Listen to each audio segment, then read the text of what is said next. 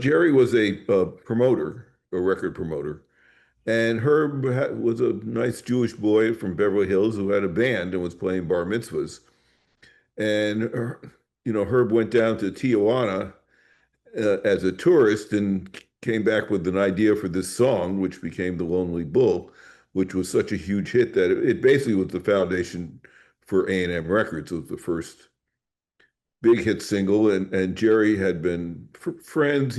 Jerry came out of Brooklyn, and he was the promotion guy, and they decided to form a little record company, and then they started to sign more artists. But it started out with the Lonely Bull was really what started the company. And who were some of the early artists into the that they The recorded? Carpenters, Joan Baez, Cheech and Chong. It was $100 million company. Peter Frampton, Humble Pie, Joan Armatrading, who I love, Joe Cocker. We had a lot of British bands, and then we signed Simple Minds, and I connected them to John Hughes, and that became that famous song from the movie. And we also had a jazz label, Horizon, which Tommy LaPuma, who's a famous jazz producer, ran, and Lou Adler ran Ode Records, and that was Carole King and Cheech and Chong.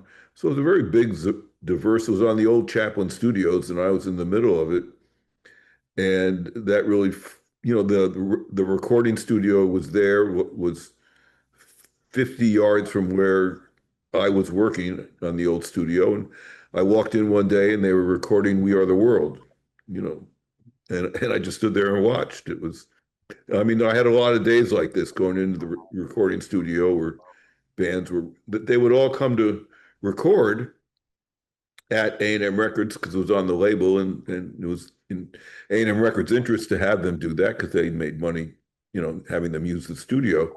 So it was, 1971 to 75, I worked with some people on a pilot that was sold to Showtime that never got made, but it was about those crazy years of a lot of money and a lot of talent and very few controls, which we all are nostalgic about now.